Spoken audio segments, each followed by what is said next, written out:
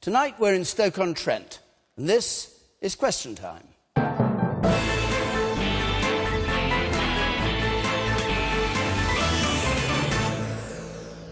And a big welcome to you listening, watching on television, to our audience here, of course, and to our panel. Tonight, our panel, the Conservative Business Secretary, Sajid Javid, Labour's Shadow Education Secretary, Lucy Powell, the Deputy Leader of UKIP, Paul Nuttall, the Managing Editor of The Sun, Stig Abel, and the writer and equality campaigner, Paris Leeds.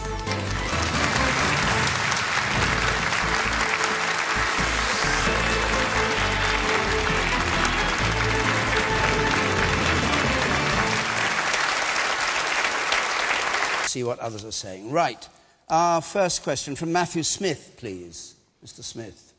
As David Cameron set his sights way too low in his renegotiation of Britain's membership of the European Union... OK, we've had David Cameron's letter setting out his aims. Has he set his sights too low? Stig Abel.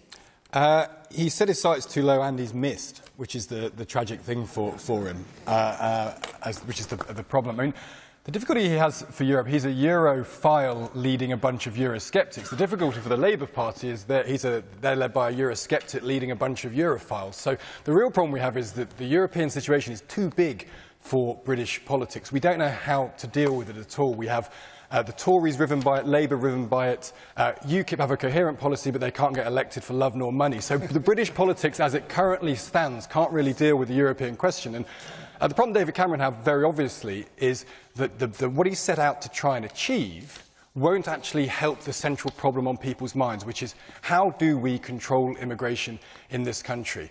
There's nothing to say that immigration is wrong, and Britain is fired by immigration, it's powered by immigration. We're a nation of immigrants. But I think people in this country have an entitlement, when they look at their elected representatives, to say, you tell me what you believe in terms of immigration, and I'll hold you to account on what you then deliver. And that is absolutely impossible in the current political system. And you think immigration is at the very heart of the debate about yes or no in the referendum? I think nothing else, not other controls. I think that it's about sovereignty, it's about our place in the world, but it will boil down to a question of immigration, not whether immigration is good or bad, but whether we expect our British politicians to be able to offer an argument about whether to control it and to what extent. OK. Sajid Javid.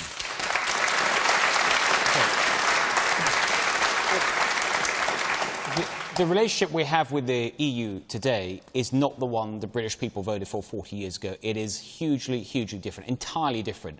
And that's why we need reform. We need fundamental reform. The EU is on the wrong track. And what David Cameron set out this week in more detail, he's talked about it for a while, but he did set out in more detail, are just the kind of changes that we want to see.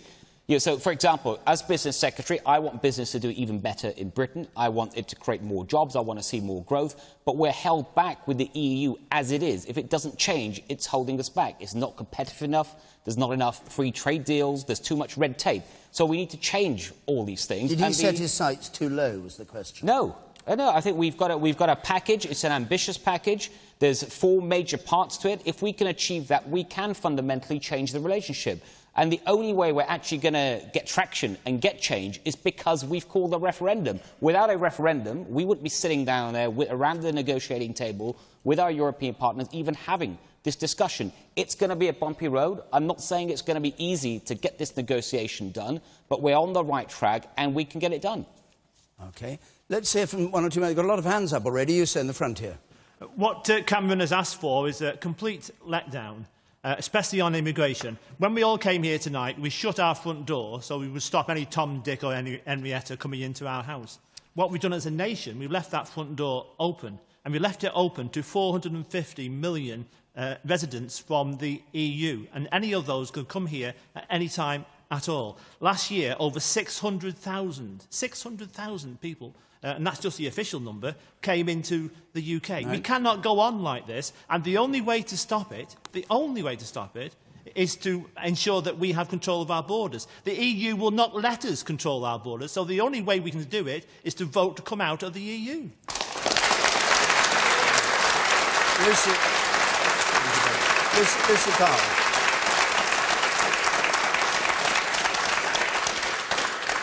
Well, look, I'm afraid I don't agree with the last sentiments there, but, you know, I will be campaigning for and voting for Britain to stay in the European Union, because I think our membership of the European Union makes us a more powerful, a more prosperous and a more secure country. I share the frustrations that people have. I share the frustrations that many people have. We do need to engage in reform in Europe, but reform in Europe should be an ongoing process, not a one-off event. It should be something we're demanding for and we're getting and we're negotiating on an ongoing basis. But the negotiations that David Cameron seems to have set out this week, I think, say a lot more about the negotiations he's having with his own backbenchers than any real negotiations he's having where is with he Europe. at fault, and what would you have had in there which isn't there? I think where he's at fault is that he's now playing a very high-risk game of roulette with the future of this country. He's unable to show the leadership that we need entering into this campaign about whether we stay in Europe or not. He's not really able to say which side of the fence he will be coming down on in that referendum. And Sajid is here this evening. He's the business secretary. He's supposed to be championing British business interests in this country. The vast majority of British businesses want to remain in the EU. He is not able to say whether he will be campaigning for us to stay in or not. This is the British government only a few months away from one of the biggest decisions that we are going to face as a country, and they are unable to tell you what they think about it. OK, I'll come...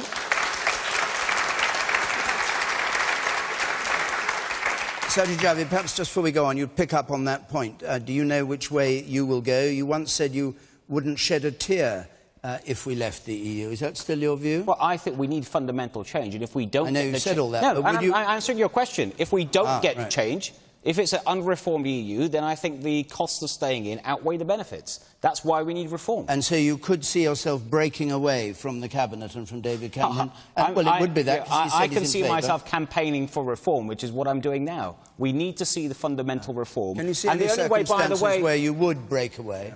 No, I'm going to campaign for reform, and then the decision will be made in a referendum. What my decision is a referendum depends on what the final package is, as the Prime Minister has said himself. But nothing is off the table. He should have called that referendum once he knew. No, but Lucy talks about, she said she wants some reform, but we're only having a discussion about reform because we're having a referendum. Your party didn't want a referendum. That's what you said before the election. Now you seem to want one.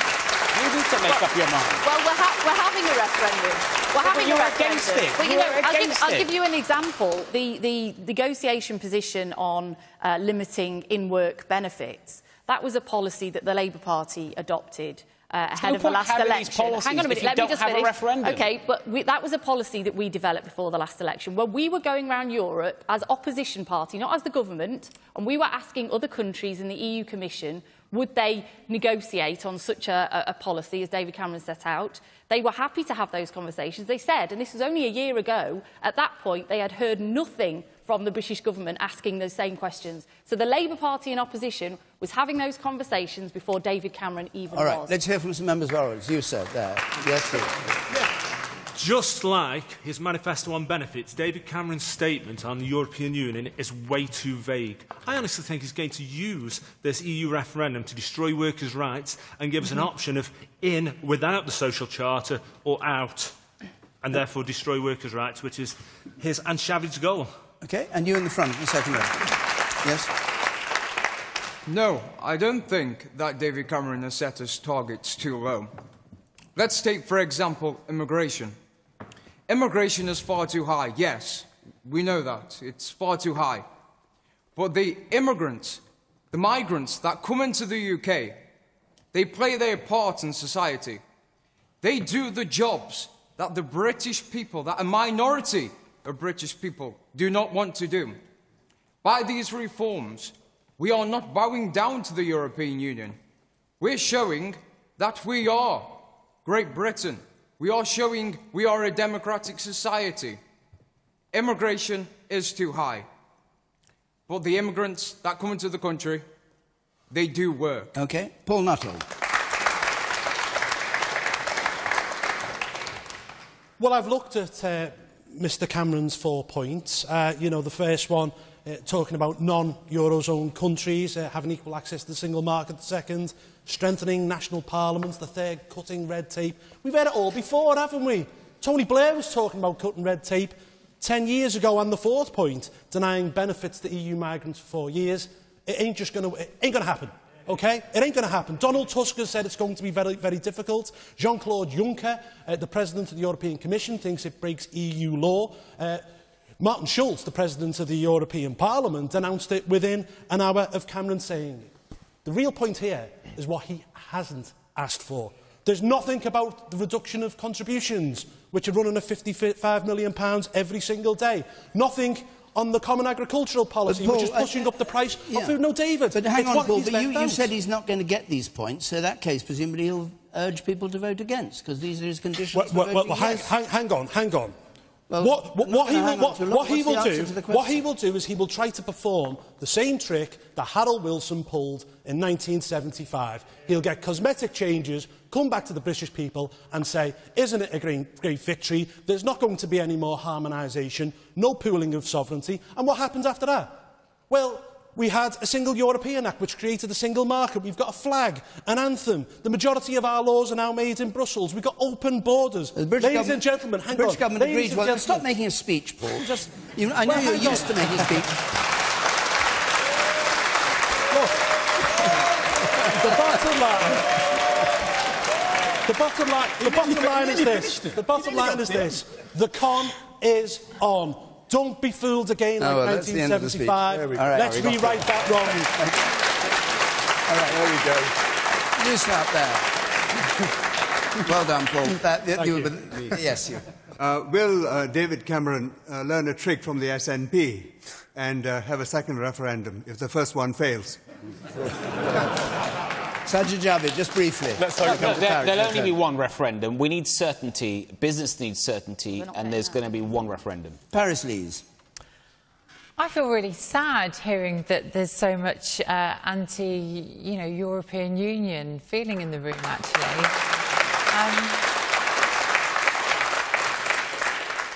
I get it. I get that it's frustrating and all the red tape and everything. And of course, there's the dead wood that could be cut out with all these bureaucrats, and God knows, who gives them their authority or where they get their budgets from. So yeah, we need to see some change. But I think there's a more important point to be made, which is, I really think we're taking for granted what we've got. Like, have we forgotten what Europe, as it stands now, replaced? It replaced like 300 years of us being at war with one another, And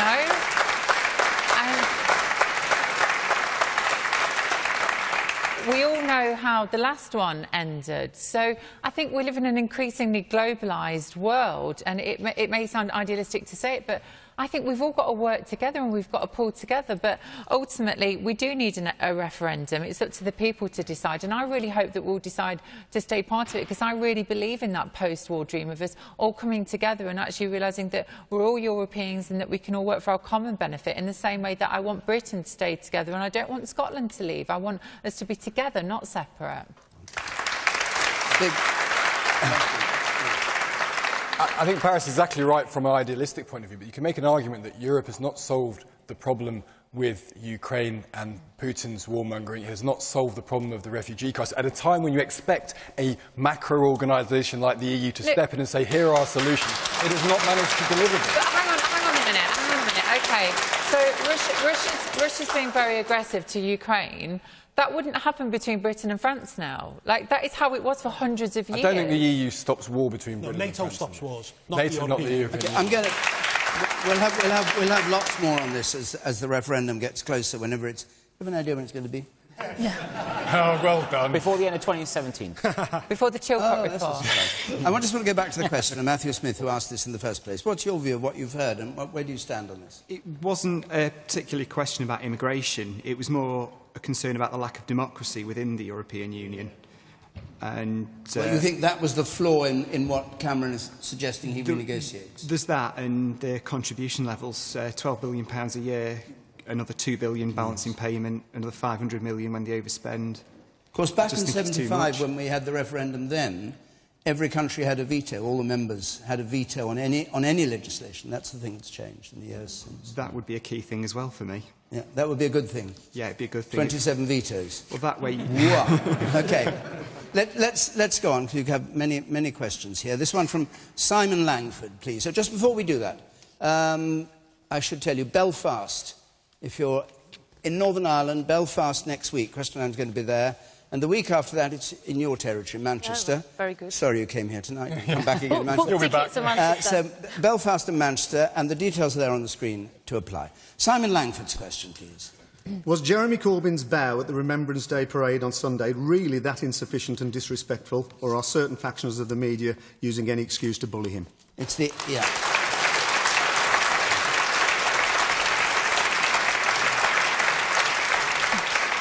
And I guess it's the any excuse to bully him part of the question that's it. Paris, Lees, what do you think? Oh, poor old Jeremy Corbyn. It seems like a nice guy, doesn't it? And Stig, you're a nice lad. I don't think you believe in all the stick that you've been giving him. I don't know, really. I just think, you know, let's face it, Margaret Thatcher, Tony Blair, we've had some right nutters running the country over the past 30 years, haven't we? Jeremy Corbyn stands for peace. He stands for people. He stands for a fairer and more equal society. Do I believe everything that he stands for? No. Do I think he's got all the answers? No. But there's no doubt now that he represents a different way of doing things. And I think that's clear from the fact that there are clearly certain people and institutions with vested interest in maintaining the status quo who really don't like Jeremy Corbyn. So whatever you think of him... The Labour Party. Well, yeah, quite. And I do actually think he should be more pragmatic, actually. I'm probably more New Labour than Jeremy Corbyn. If I got invited to a Privy Council meeting, I'd go. I think the Queen would probably have nice tea and cakes and things. So I'd go and have a laugh. But I think we've got a question now, haven't we? You know, we can either keep voting in the same people and getting the same sort of people and getting the same sort of outcomes, or we could try something different. And I don't know. I just think Jeremy Corbyn, it seems like a nice man. He seems like the kind of teacher who everybody takes the mick out of when you first start school, and then by the end of it, everybody loves him. So I don't know. I think he's had a rough deal. So, Lucy Powell, is he being bullied? Well, look, I think... bullied by the Labour Party, perhaps, rather than by the press. Well, no, I think the first thing to remember is what Remembrance Sunday is all about. It's a time that we pay our respects to those who gave their lives for their country, for our country, and who fought for freedoms around the world and lost their life in so doing. And we should never forget what Remembrance Sunday is about. And I think for a national newspaper to politicise such an event in the way that they did with their front page on Monday was frankly despicable. And I think the people who disrespected the veterans on Remembrance Sunday was the Sun newspaper and the Sun journalists when they decided to put together that front page on Sunday afternoon.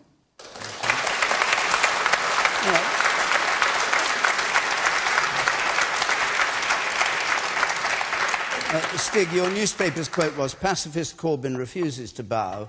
Nod in thy name." Nod in my name, yeah. Nod in my name. Yeah. Is that bullying? Well, I don't think it's bullying. I mean, the story erupted because two Labour MPs immediately talked about their view of Jeremy Corbyn. Graham Jones and Simon Danczuk came out in public and saying they were concerned he didn't show sufficient respect. So it was a story. People were talking about it. And you may well take the view, it's a perfectly understandable view, that what he did was fine. And yet people were making the opposite view, saying it wasn't sufficiently respectful. And the problem Jeremy Corbyn has is the reason people are scrutinising him is because he's got perfect credentials to be an anti-establishment figure, as Paris says, and that puts him into a very difficult position when he seeks to become part of the establishment. He doesn't believe in the monarchy.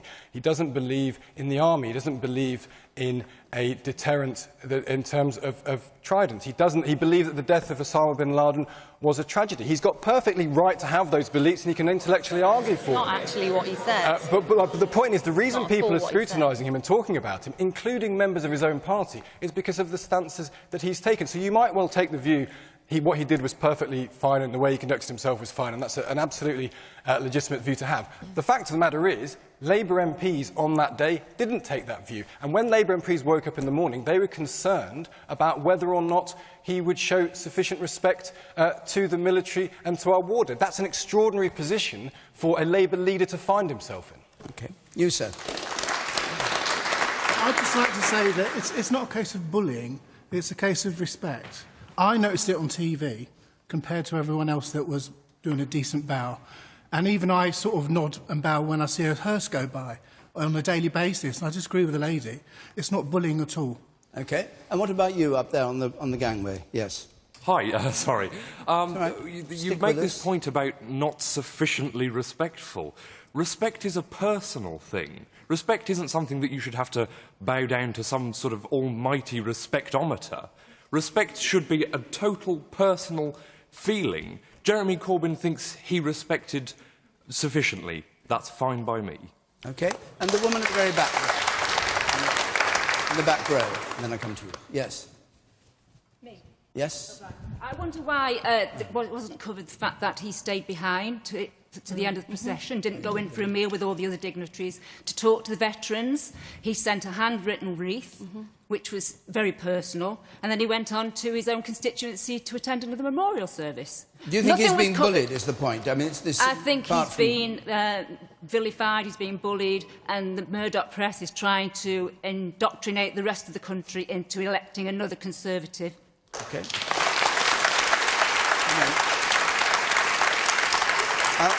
I'll come to you. I'll come to you first in red here, the woman in the front row, second row. To put it to Stig, who works for The Sun, how respectful are you to people in general? I mean, for instance, that photograph of him at the cenotaph, bowing his head, right next to it is a picture of a scantily dressed woman. How respectful is that? Can I just say? Yeah. Can I just say? I think it might have gone so far in the other direction now that these people who are attacking him might actually be doing Corbyn a favour, because if there's one thing that we like in this country, it's an underdog, and there's no doubt now that he's been powered up upon. So I think it'll be very interesting to see what the effect of all of this stick he's been getting will be. Paul Nuttall. Well, I missed about. I was at the cenotaph in Liverpool at the remembrance service, and I've also missed it because, obviously, you can guess from my accent, I'm from Liverpool, and you very rarely see the sun. So, for obvious reasons.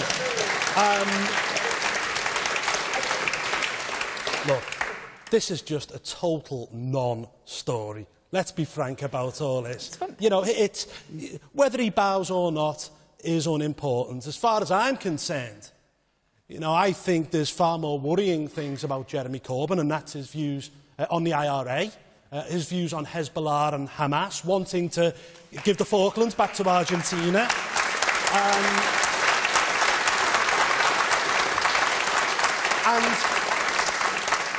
You know, to have General Houghton come out on the Marr show on Sunday and said that he would be worried if Jeremy Corbyn become Prime Minister, do you know what? So would I, because he would leave us without a nuclear deterrent and not allow us to sit at the top table in the world.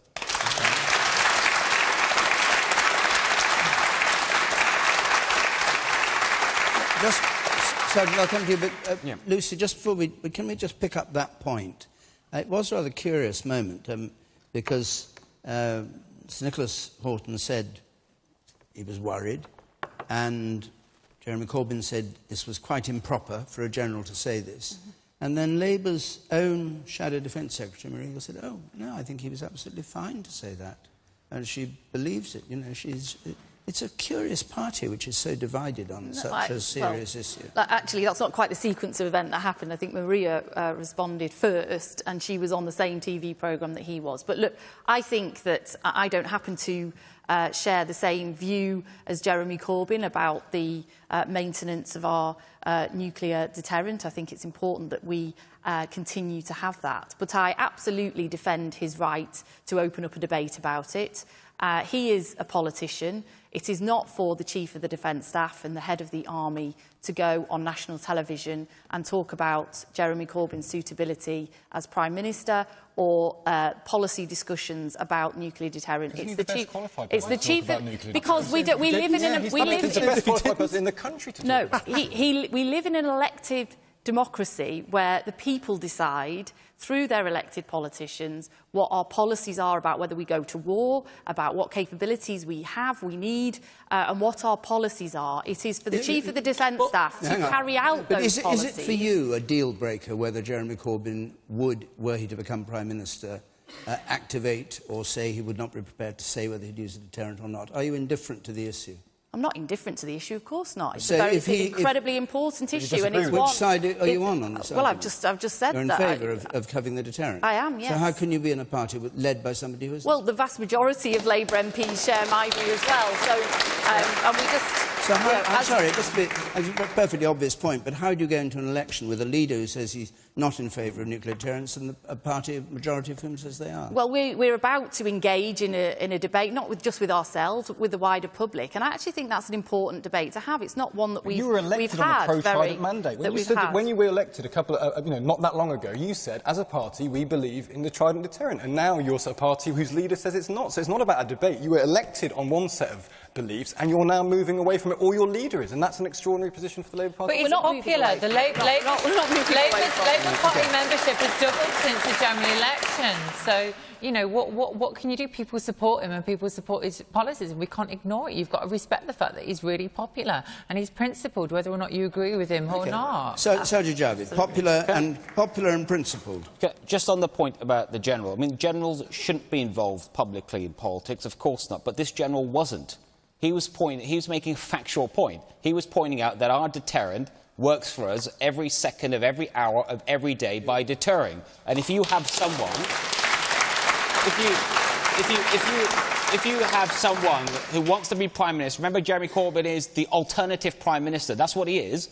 So he should be scrutinised. If you have someone that says, I would never press the button under any circumstances, it's not a credible deterrent. It's not a deterrent anymore. And that's the factual point. But you say that... No, but hang on. Wait a minute. The Chief of Defence Staff, by saying what he said, it would worry me if that thought was translated into power, i.e. I wouldn't use the deterrent, is interfering in politics. Because it's not. Because Jeremy Corbyn is saying it's not his... He's asked a question about if there is someone that says, I'll never press the button, what happens? And his answer is that it means it's no longer a deterrent. From that point on, it is no longer a deterrent, because it won't deter anyone. But you're not saying there needs to be a credible threat. Hang on. But you're not saying there can't be. You're not saying there can't be a government.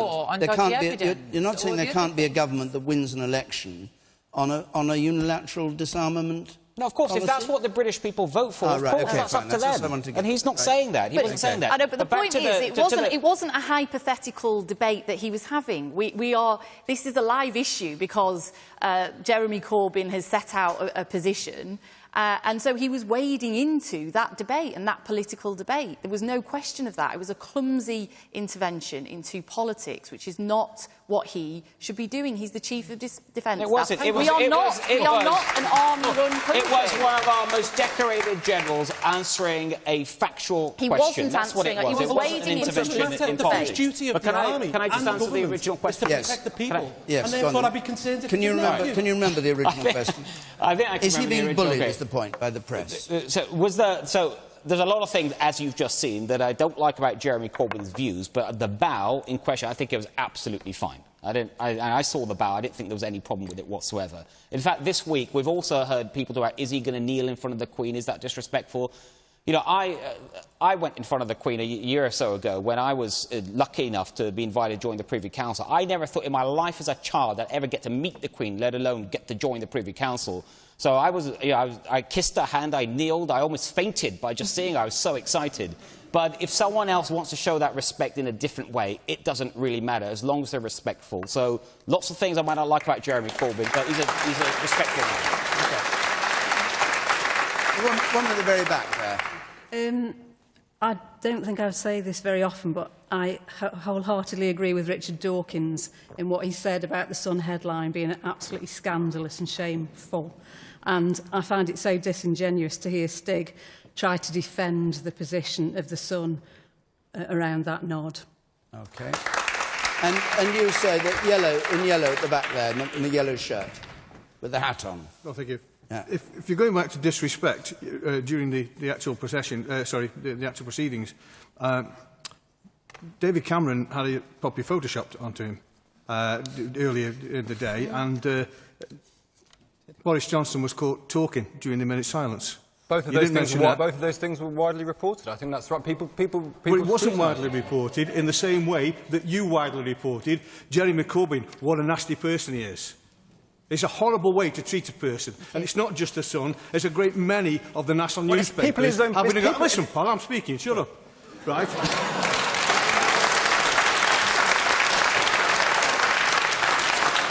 I don't think you can tell a panel member to shut up, but just finish your point. The fact is that it's not just the Sun, it's the whole of the Murdoch empire who's taken against Jeremy Corbyn, and it's unfair, and it's bullying, and if it happened in the school playground, if it happened in the street, you'd be arrested. OK.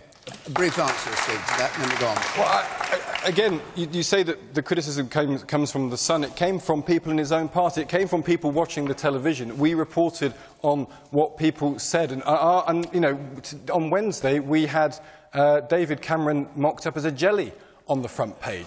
Because one of the things the Sun does is it tries to capture where the debate is.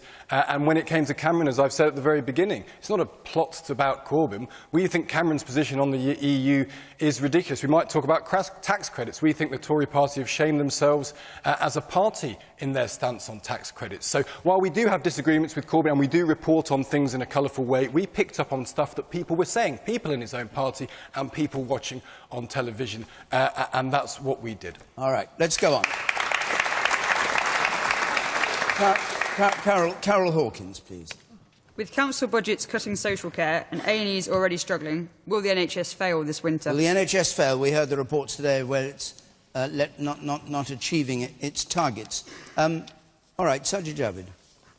No, it won't. It's going to be difficult, and it has been for many winters now. It's certainly going to be challenging, and running the NHS I think, is one of the most difficult organisations for anyone to run, no matter who is in power. But the one way that we can make sure it can deal with these challenges, and it's not just winters, it's the growing challenge of an ageing population, more and more medicines and treatments that obviously we want the NHS to provide, and we all want it to stay what it is, a service that's world-class, free at the point of use. We're only going to do that if we keep making sure it's got enough resources, first of all, and we can only do that if we keep the economy strong. That's why we're able to commit as a government it's going to get £8 billion extra at least every year. How's it got a deficit of almost £1 billion already this year, then, if you're putting the money in? It doesn't have a deficit this year. There are individual hospital trusts that might have issues. Overall deficit of just there will be some trust at any point in time. Some will run deficits, some might have surpluses, and I think what it points to is that it will be challenging. It always is. But there's not a financial problem at the moment. There's not a financial problem as long as we keep the economy strong. And that's why this all then feeds back into, if you're going to keep the economy strong and you're going to prioritise rightly the NHS, you have to make difficult decisions elsewhere. That's what we've done, and that's what's going to keep the NHS strong. What are you talking about? The NHS was created when Britain had no money. Like, we'd just been at war and everybody decided to pull together. It's absolute nonsense. Like, there was a report out last year. You can go and Google it. It's called Mirror Mirror on the Wall report. Just Google it. Britain's healthcare is rated top out of 11 Western countries. At the bottom came the US. There's countries like Canada, Switzerland in there. We came out the best. And actually, there is money. We just need to put it in and make sure that it's run properly. That's all. The NHS is the best thing that we've got in this country. And to say that, oh, we don't have a lot of money, we've got to focus on the economy. No, we need to focus on the NHS. The money's there if we want it. Well, with respect, I didn't say that. I said we prioritise the NHS. We have got the money, but it's only if we keep the economy strong. That's why we're putting in the extra £8 billion a year. That's why we're the only party at the last election that signed up to the Simon Stevens plan to not only to find efficiencies, but also to keep putting the money in, keep putting extra money in every year. What do you mean by finding efficiency? Just further adding privatisation? You're running it down, is what you're doing. Simon Stevens. That couldn't be further from the truth. Standards are going down. Simon Stevens says the quid pro quo of the £8 billion put in was used to find £22 billion worth of savings. Are you finding those with A&E levels missing their target, 5,000 patients in beds who should be discharged, ambulances missing their targets? I mean, it doesn't sound as though it's working. Look, I'm the first to accept the NHS has challenges. Of course it has challenges. When you're trying to have an organisation with over 2 million employees that is trying to offer a service that is free at the point of view, it's going to have the challenges. We have a growing population. We have greater need all the time. And there's no government that's ever been in office that hasn't had issues with the NHS. But one thing I do know is absolutely required is it needs more money each year, and you're only going to have that if you have a strong economy. You sit at the back there. I thought I wasn't going to talk tonight, but when you mentioned the NHS, it really upsets me. Basically, I work in the NHS, and it's cut upon cut upon cut. I never see any money coming into the NHS. Every day I go to work, it's about cutting something. It's about having higher targets. It's unbelievable the amount of stress in the NHS. Most people I work with can't wait to leave. Okay. And the woman in yellow there, in the fourth row, with the spectacles, yes, you.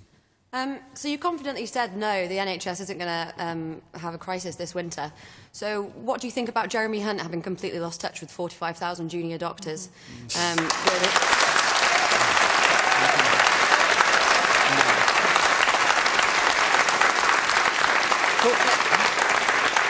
Paul Nuttall, I'll come to this.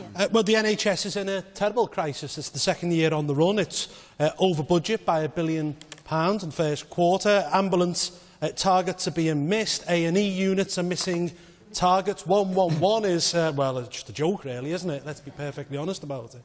Look, there's a problem with the NHS, and it's a long-term problem. It's a structural problem. It's too big. There's too many managers. You know, under Labour... Look, hold on. Under Labour, between 1997 and 2010, the NHS budget trebled, OK? But the number of managers grew within the NHS by 58%. We're now in a situation where 51% of people who work in the NHS are not clinically qualified. There's 50,000 people. There's 50,000 people who work for the NHS who are on over 100 grand a year. Now, is that the porters? Is that the nurses? Is that the ambulance drivers? Of course it's not. And then, of course, you've got the PFI deals, which is saddling the NHS with a debt of £2 billion every single year. Hold on, Paul. Wait. I'll come back to you. Yes, you're in the front here. I'm a social worker in a children's hospice locally. Yeah. And every day I work alongside health, social care, education. My son is a police sergeant and my daughter-in-law is a teacher. This government are decimating our public services. It's about time people look up and realise what your government is doing. Do you know that in Staffordshire there is a 2-year wait for a paediatric OT assessment? Children waiting 2 years under your government. It's shameful. All right. I'd really like Paul to make his position clear, because you've made comments in the past that you would like to see more elements of the NHS privatised, and people are clapping what you're saying. Actually, I don't think most people in this audience and most people in this country do want to see the NHS privatised, because actually the reason that we're top... No, sorry, Paul, I'm going to finish. The reason that we're top of that league table in terms of healthcare and the US is at the bottom and we're not in a Breaking Bad style situation is because we have nationalised healthcare. So would you like to clarify and make clear your position on privatising the NHS? Let me clarify my position. What I was talking about specifically is procurement. You've got the NHS in some cases paying over 30 times the cost for drugs. Hang on, because I thought maybe it might be a good idea to bring a private company in to try and get bang for our buck in this area. Now, look, the bigger problem with the NHS is that we're allowing over 300,000 people into this country every single year. You can't plan for an NHS when there's too many people in the country. It's as Shame on simple you. as We that. would not have an NHS without those doctors coming from different countries. Okay. Oh, well, Isn't that shame on us? Because we should be training more of our own. Shame on you. All right, Lucy Powell. I'd like to agree with some of the audience comments there and not Paul Nuttall's at all. But look, the first thing to say is that my husband is an accident and emergency doctor, so I live and breathe with him what is happening in the NHS, and he will tell you, as he tells me, that the NHS is absolutely on the brink of crisis. And I think, Sajid, you're being very brave to suggest that we're not going to have a crisis this winter. The reason that we didn't have the kind of traditional crises the last couple of winters is because we had very mild weather, and my husband will tell you that it's when it gets cold that things get really difficult. Now, why is it that we've got such a crisis in the NHS at the moment? And it isn't straightforward, it is more complex. First of all, the resources aren't there. Sajid said that the government have pledged this extra $8 billion. They've not seen a penny of that money yet, and we're still some way off getting that money. The really big challenge for accident emergency and hospital care at the moment is the huge numbers of elderly patients coming in who should be being looked after at home or in the community. But we've seen an absolute decimation of social care in this country. So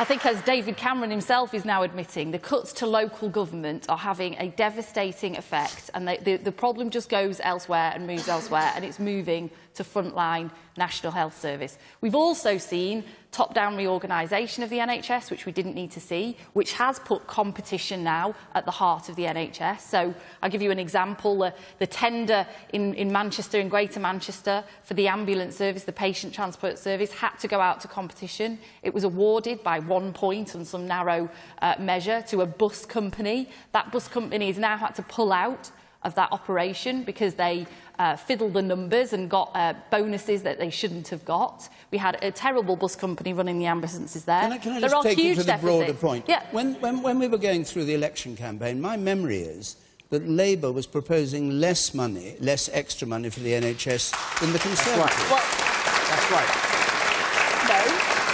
That's right. No, we were proposing a cash injection into the NHS of £2.5 billion this year. Yeah, but what about each year? Each year? And we proposed resources to social care. So you give with one and you take away another. You have proposed, and we've yet to see the money, and Simon Stevens, the head of the National Health Service, has called you up on this week. You have proposed an extra $8 billion by the end of this Parliament. That's in 5 years' time. You have yet to say where that money's come from. That is not helping the deficit that the NHS is facing now, and it's not helping the crisis that the NHS is facing now. So it's made up money. Yes, certainly. Why did Labour cut why did Labour cut NHS spending in Wales?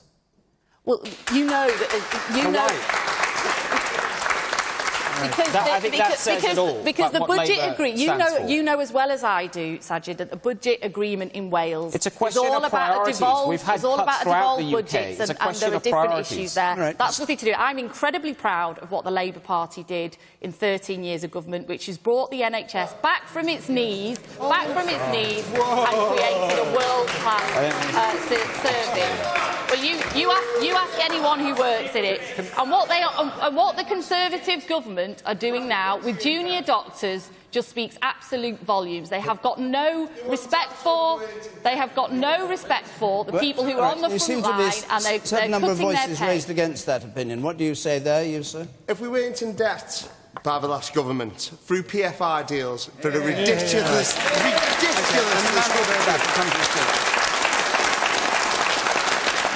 All right, two people in the very back row. I'll come to the woman first, then the man. They're both jumping up and down to get in. Yes. I'm a local GP, and the reason that I am jumping up and down is that I do not know how Mr Javid can talk about resource into the NHS. General practice, which delivers 90% of NHS care, now does so on 8% of the budget, which is a 20% disinvestment over the last 5 years. As a result, we are now at absolutely on our knees. In our local paper today is a local practice that looks after 12,000 people about to close because they've been trying to recruit to replace their GPs that are retiring.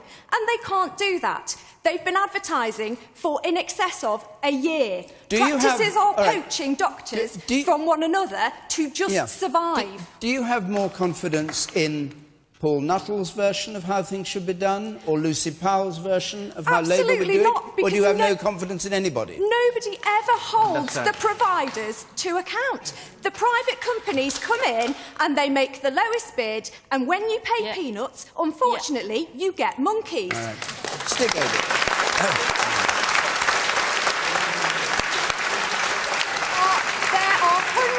People across this country who are facing their future without a GP. All right, Stig-Abel. I think the problem's been animated by this conversation. The NHS, which was an idea of the Labour Party, is too big an issue to be given over to politicians to squabble over.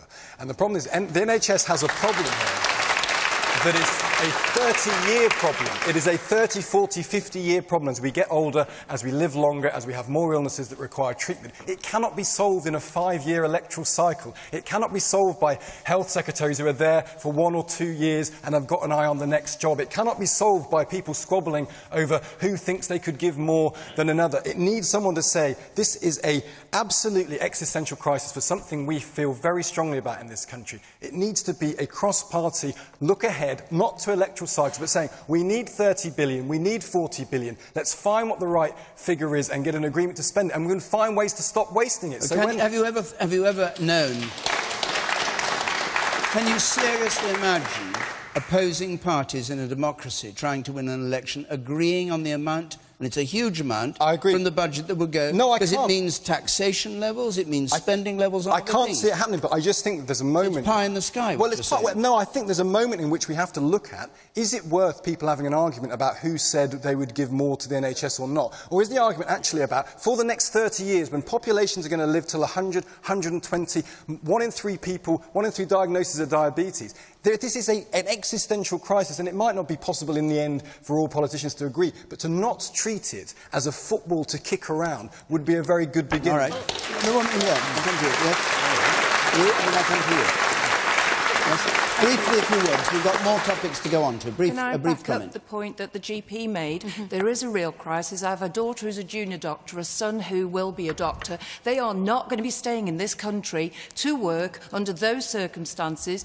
On the 8th of December, there will be a strike unless Jeremy Hunt... Okay. And the woman there. You on the right there, yes?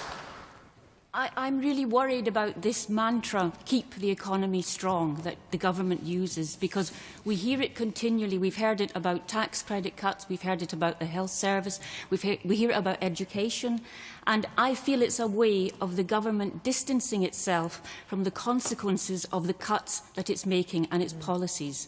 I mean, we've heard recently David Cameron himself wasn't fully aware or appreciative of the problems within his own locality, his own council, and what they were struggling with. And somehow you have got to understand what your policies are causing people to suffer in their lives today.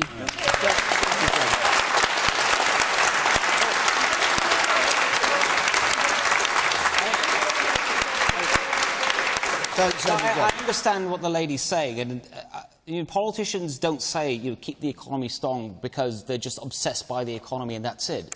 If we don't have a strong economy, we don't have jobs for our young people, we don't have jobs for anyone, we don't have growth, we don't have opportunities, we won't be able to raise the taxes that are required to pay for the schools, to pay for the NHS, to pay for the defence of our country, to pay for welfare for vulnerable people. That all requires money. And that means a strong economy. That means you've got to be competitive. You've got to have low taxes. You've got to have low regulation. You've got to trade with the rest of the world. There's no way out of that. And countries that have tried it have ended up like Greece. And what do you think's happened with Greece's NHS equivalent? You've started to trickle down really well, doesn't it?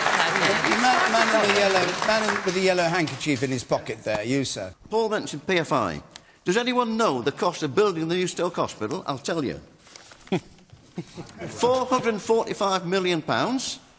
Under PFI, we've been charged £2.7 billion. All the PIFA contracts, apart from one, were put in during the Labour administration. A total £11.8 billion cost of buildings, £79 billion to be paid back. Okay. Those contracts will be renegotiated, and there must be some obscure EU regulations could enable us to do it. All right. And they were all Labour. And the woman there who's waving her hand in the second row from the back. Yes, you. So you say that you are going to start putting £8 billion into the NHS every year, which, as Lucy said, hasn't actually happened yet. But one of the big problems in the NHS is lack of staffing, and there are so many things you're doing at the moment that is going to decrease that staffing. You want to decrease immigration, which the NHS gets a lot of skilled workers from the EU to work in the NHS, and without them, we wouldn't be able to be there. The junior doctor contracts are pushing junior doctors away. There's been a decrease in medical school applications this year, and an increase in junior doctors wanting to work abroad. I'm a medical student, and I know I don't want to stay in England, like if these plans go through. And what did you say? She's getting trained by us, by our taxes, and now she's saying she doesn't want to work in this. All right, I think you'll find she's probably in about £50,000 worth of debt when she finishes. I'm going to move on. We've had we're obviously deep into the NHS and cuts, and somebody was talking about the state of the economy. So I just want to keep on that topic, but with a different question from Rachel Taylor, please. Rachel Taylor. Can we really afford to send £500 million to help with the migration crisis when there are so many cutbacks happening here? All right, we've been talking about the NHS, the cutbacks in the NHS and all the rest of it. Can we afford to send £500 million, which has been promised, to help with the migration crisis? Paul Nuttall.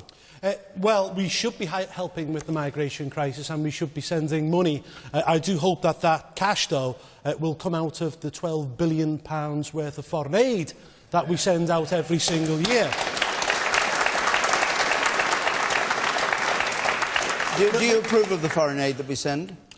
No, I don't. I think we're sending foreign aid to countries that don't actually need it. I would approve of foreign aid going to countries where there's been an Ebola crisis, or you've got starving children, or indeed there is the migration problem. So I would support that. What I don't support is foreign aid going to countries that are richer than ourselves. And I want you to consider that is £25 million every single day that leaves these shores. Do you know, last night, 100,000 kids had to sleep in hostels and B&Bs. In the week of armistice, 8,000 ex-servicemen slept rough last night. Do you know what? That's your taxation. That should be spent here, in our country, on our people, on our transport network, on our schools and on the NHS. Okay. Stig Abel.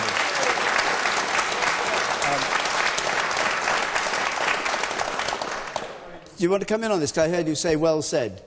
Yeah, go on then, speak your mind. I honestly believe that we are spending far too much on foreign aid. I do believe that we have to pay for the migrant crisis, especially the people coming from Syria, but we also have to realise the amount of pressure that it's putting on our country, on all public services, not just the health service. It's the policing, it's the benefits system, you name it, and it's putting pressure on by this vast amount of people coming into this country continuously. I'll come to you in a second, Stig. Paris Lees. If we got rid of Trident, we'd have £167 billion, which should be... Yeah, and we'd be unsafe. It would keep me... It'd be like Ukraine. Keep me in false eyelashes for a bit. Do I think that we're giving too much money? Listen, we're a really rich It's in the light country. of the cutbacks here. We're talking about the... Well, yeah, I know, but it's this idea, isn't it? You know that, like, there aren't enough council houses. You know, and that people shouldn't be allowed to buy the council houses. I'm quite for that. We just need to build more council houses. It's not whether or not people. And the thing is, it's not a case of should we or shouldn't we give aid to other countries. Why don't you take it from the rich people? Why don't you take it from your friends? You know, or the people that are getting let off, getting taxed and everything. And I think that, actually, we have to remember that we're a really rich country. We're one of the richest countries in the world, and that's because for 250 years we went around the rest of the world, we took what we wanted, we split up their lands and everything. And it's true, this building is built on the profits of colonialism. So, what we're going to say now? No, you can't have any back. You in the middle there. You, sir. In terms of foreign aid, we need to actually spend more. There's crises going on constantly around the world which aren't getting national attention in this country. There is plenty of money that, yes, OK, isn't going to where it probably should go. But then to say get rid of Trident is going to give us a massive national security error in this country, where we're going to lose people. We've got massive terrorist threats going on in this country, and you want to disrupt the one process that is keeping us safe? It's preposterous and stupid. Okay. How is it keeping us safe? Nobody objects to the notion of foreign aid. We are a wealthy country. We have to have our responsibility as part of a globalised world to help people in need. No one in their right mind would ever question that. What they will question legitimately is how we've arrived at an arbitrary figure to pay out. Someone somewhere in Whitehall said it had to be 0.7%, so it has to be 12 billion. And do you know what that actually means? It means as you get near the end of your budget, you have to find things to spend money on. So you're not targeting the money where it's needed. You're not responding to crises. You're trying to make a balance sheet work. And that is an appalling way to deal with humanitarian issues around the world. How should it be done, then? I mean, if you're sitting there as Chancellor of the Exchequer now, you have a commitment to the 0.7% because your party's agreed it and the voters have agreed it. If you don't have that, you're sitting there as Chancellor, you've got all the problems we know he's got on welfare, on national health, and 2 weeks from now he's got to announce his spending. You should be expected to prioritise. You can even say we will have a maximum of 0.7%, but we will prioritise against that. And when we are facing crises around our own country, when people are at a sleeping rush, we may move that number. At the minute, it is a binding requirement, and you're binding yourself to an arbitrary figure. And if that meant 12 billion was spent beautifully, wisely, and it saved desperate people in the world, that would be a great thing. But what it actually means is accountants get at it and they say, at the end of this year, we make sure we spend it. So we spend it in quick fix things, because that's where the money can go. Lucy Powell. Briefly, if you can. Well, I mean, look, these issues are always very emotive. But look, what are the two main principles that should guide you about how you spend government money within the envelope that you have available to you? The first thing is whether it's the right thing to do for the country or not, whether it's the right thing to do. And the second thing is whether it, in the long run, helps you to save money and helps you to deal with other problems that may come up the track. So in the case of foreign aid, I think it meets both those requirements, because not only is it the right thing to do, but in the long run, it will help deal with people wanting to leave the country. No one wants to leave their home country without good reason. And for many of the people who are now travelling in terrible circumstances, halfway around the world with their small children in really dangerous circumstances, they're doing so because they are living in fear of where they are living, and they are living in terrible war and terrible circumstances. So we should be. So we should be taking action as a country to try and help persuade those people and find the conditions to stay in their home countries or to settle themselves there. And all right, Lucy, I'm going to have to stop you because we're coming to the end, and I must bring Sajid Javid in on this key point. Hang on, everybody. Look, we are a proud, responsible nation. We're the 5th largest economy in the world. We have a duty, I think, to help the most desperate people in the world. And the Syrian refugees, I think,